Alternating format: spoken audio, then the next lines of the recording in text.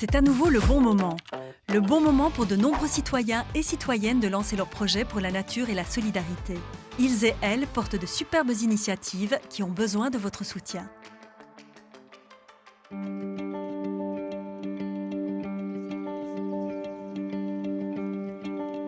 Prendre soin de la forêt, anticiper cette diversification avec des essences mieux adaptées au climat, c'est faire en sorte qu'on préserve tous ces bénéfices que nous apporte la forêt pour les générations futures.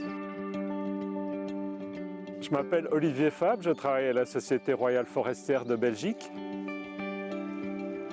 Avec Trees for Future, on vise en fait à accompagner les forestiers dans le choix d'essences d'avenir. Nos forêts ne sont pas en top forme. Il y a certaines essences emblématiques comme l'épicéa ou le hêtre qui montrent des signes de dépérissement, parfois sévères. Et donc on se doit de préparer, d'anticiper l'avenir face au changement climatique.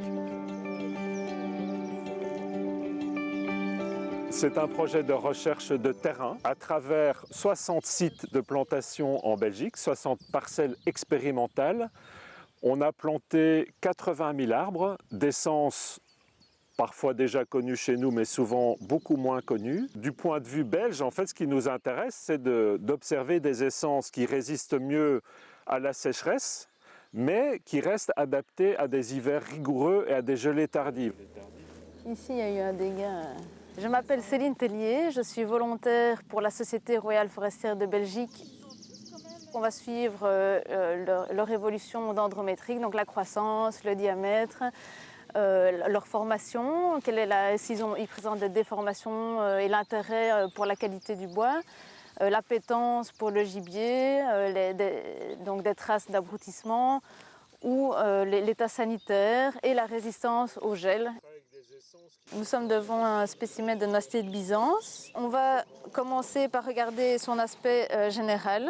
Si on observe la présence de taches qui seraient signes d'une maladie, on voit ici qu'il a une très belle reprise générale, sans dégâts de gel apparents. Donc là, ce qu'on doit faire, c'est ça. Grâce au bon moment, vos dons vont nous aider à mieux accompagner encore nos volontaires. Et en fait, votre générosité va nous servir à les outiller, à les former, à continuer à les former, à leur fournir du matériel correct pour les aider dans ces tâches de suivi.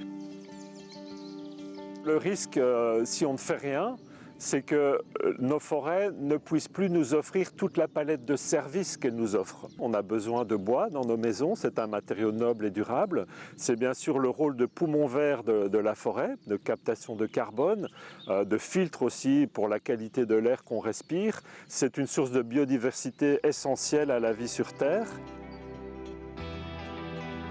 Ce projet, pour moi, c'est un moyen de m'engager, d'engager une partie de mon énergie pour préserver notre planète et pour préserver nos forêts qui sont un élément indispensable de notre bien-être collectif.